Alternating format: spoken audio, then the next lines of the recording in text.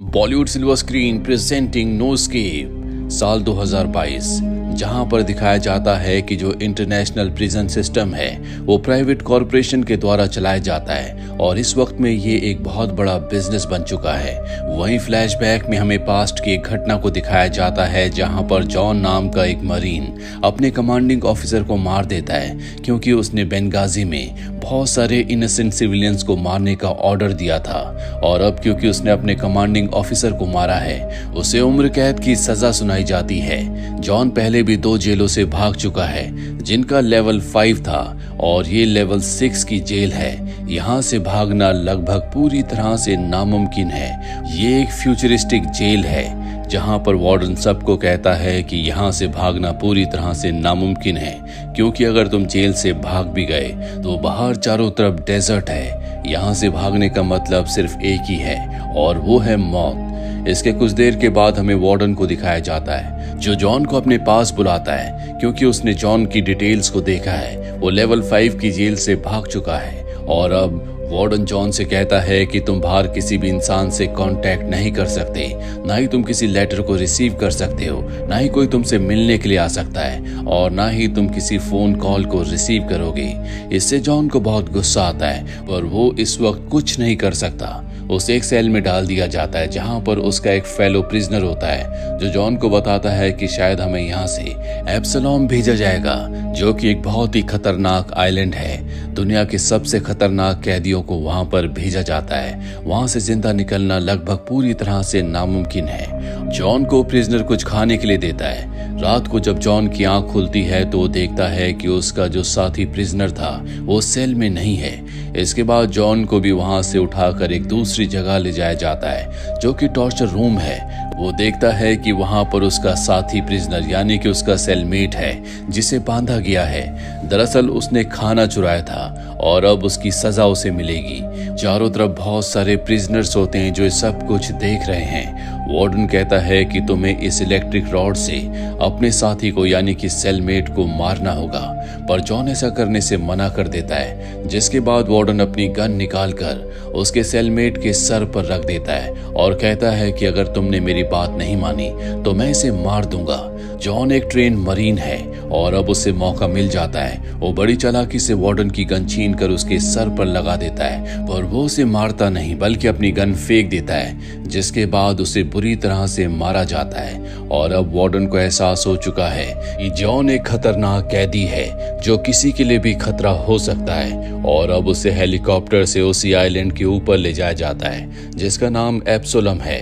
इसके बाद warden order देता है कि उसे इस आइलैंड के सेक्टर 4 में फेंक दिया जाए जिसे कुछ ऐसे प्रिजनर्स कंट्रोल करते हैं जिन्हें द स्ट्रेंजर्स कहा जाता है। और अब जब जॉन को वहां पर फेंक दिया जाता है तो उसे कुछ खतरनाक आवाजें सुनाई देती हैं।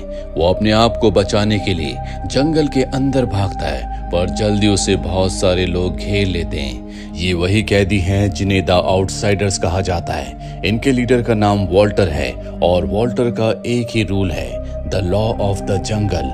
और अब क्योंकि ये जॉन को पकड़ चुके हैं तो ये उसे अपने लीडर वॉल्टर के पास ले जाते हैं जो कि एक साइकोपैथ है। ये पूरी तरह से एक अलग दुनिया है। ऐसा लगता है कि जॉन आज से कई 100 साल पीछे आ चुका है।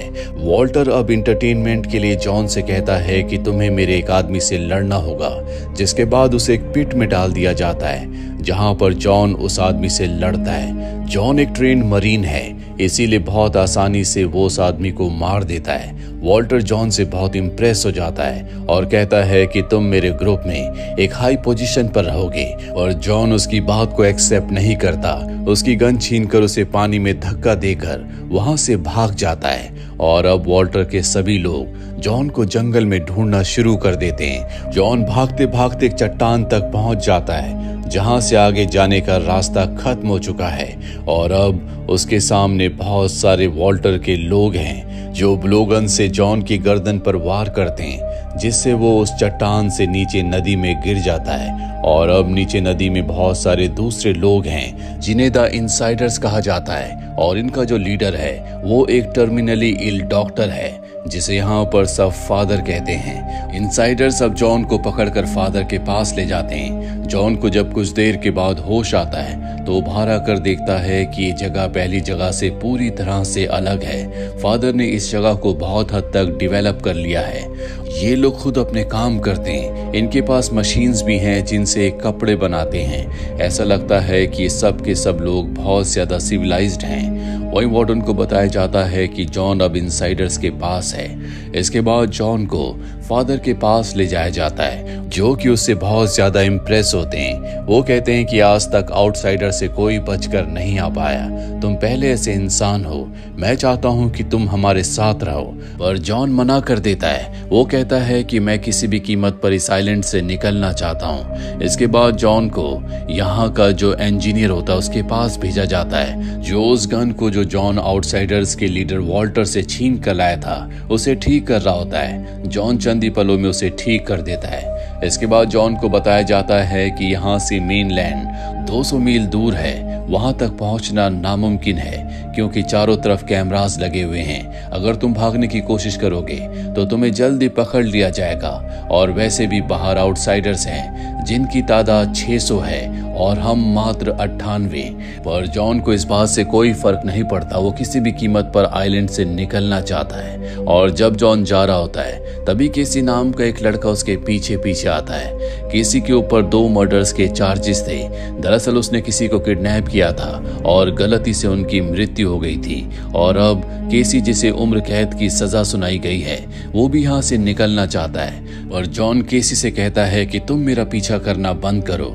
जिसके बाद वो समंदर के किनारे जाता है, जहाँ समंदर में वो लकड़ी के एक बक्से को फेंकता है। लहरें चंदी पलों में उसे चकनाचूर कर देती है, जिसका मतलब ये है कि यहाँ की लहरें बहुत ही खतरनाक है। वहां पर केसी आ जाता है जो उसे आइलैंड के बारे में बहुत सारी बातें बताता है, क्योंकि वो यहाँ पर बहुत वक्त से है और अब इन दोनों की दोस्ती हो जाती है। रात को जब जॉन अपने कमरे में होता है तभी वो देखता है कि आइलैंड के बहुत सारे लोग यानी कि द इनसाइडर्स कहीं जा रहे हैं। वो उनका पीछा करता है, लेकिन फादर का जो चीफ सिक्योरिटी ऑफिसर होता है उसे उनके पीछे जाने से मना कर देता है। अगली सुबह जॉन जब केसी के साथ होता है तभी वो आइलैंड के ऊपर से एक हेलीकॉप्टर को जाते हुए देखता है। केसी बताता है कि इसमें खाने पीने की सप्लाई है जो आइलैंड के उस हिस्से में ड्रॉप की जाती है जहां पर आउटसाइडर्स रहते हैं। और अब केसी उसे एक और दूसरे आदमी से मिलाता है जो कि अल्कोहल मेकर होता है। और तभी बेल बजती है, जिसके बाद सब के सब बाहर जाते हैं, जहां पर फादर एक गार्ड को सजा सुनाते हैं क्योंकि वो सो गया था।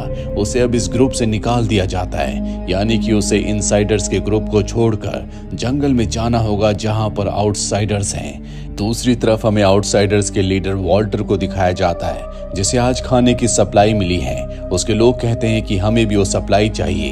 वो कहता है कि जल्दी सबको मिल जाएगी। उसके अत्याचार से यहाँ पर लोग परेशान हैं। एक कैदी कहता है कि हमारा नया लीडर जॉन होना चाहिए क्योंकि उसने तुम्हें हरा दिया था। इस बात को वॉल्टर बर्दाश्त नहीं कर पाता और उस कैदी को मार देता है और फैसला करता है कि वो इनसाइडर्स के ऊपर हमला करेगा। वह इनसाइडर्स को दिखाया जाता है जो आज रात को क्रिसमस की पार्टी एंजॉय कर रहे होते हैं और तभी उनके ऊपर आउटसाइडर्स हमला कर देते हैं। जॉन इनसाइडर्स के साथ मिलकर लड़ता है और बहुत सारे आउटसाइडर्स को मार देता है। फादर भी अपने लोगों के लिए लड़ रहे होते हैं जिसमें वो जख्मी हो जाते हैं। और अब उनका जो सिक्योरिटी चीफ होता है वो कहता है कि फादर को यहाँ से ले जाओ। और जब फादर को यहाँ से ले जाया जा रहा होता है तभी उनके ऊपर वॉल्टर हमला कर देता है। पर इससे पहले कि वॉल्टर उन्हें मारता, जॉन वहां पर पहुंच जाता है जो वॉल्टर के ऊपर हमला करता है। इन दोनों के बीच में खतरनाक फाइट होती है। वॉल्टर को समझ में आ जाता है कि वो जॉन से जीत नहीं सकता, इसीलिए अपने लोगों के साथ वो वहां से भाग जाता है। इसके बाद फादर जॉन को बताते हैं कि आउटसाइडर्स साल में 4-5 बार इसी तरह से हमला करते हैं और वार्डन भी यही चाहता है कि कैदी एक दूसरे को मार दें। अब अगली सुबह जब जॉन की आंख खुलती है तो देखता है कि फादर अपने लोगों के साथ समंदर के किनारे दूरबीन से एक बोट को जाते हुए देख रहे हैं। और तभी वहां पर एक हेलीकॉप्टर आता है जो उस बोट को ब्लास्ट कर देता है। जॉन को पता चलता है कि फादर और उसके लोग बहुत वक्त से यहाँ से निकलने की कोशिश कर रहे हैं। जॉन को ये भी पता चलता है कि फादर जो कि एक डॉक्टर हैं, उन्हें अपनी ही पत्नी को ओवरडोज दवा देने के चलते सजा सुनाई गई थी जो शायद उन्होंने नहीं किया था। इसका मतलब ये है कि इस पूरे आइलैंड पर शायद वही एक ऐसे इंसान है जो कि बेकसूर है। फादर जॉन को बताते हैं कि बहुत वक्त से हम यहाँ से निकलने की कोशिश कर रहे हैं, इसीलिए हमने अपनी बोट पर कूलिंग सिस्टम लगाए थे ताकि रडार उसे डिटेक्ट ना कर सके। लेकिन मुझे ऐसा लगता है कि हम में कोई ऐसा इंसान है जो कि वार्डन से मिला हुआ है, वो सारी इंफॉर्मेशन उन्हें पास करता है। हमें उस इंसान का पता लगाना होगा।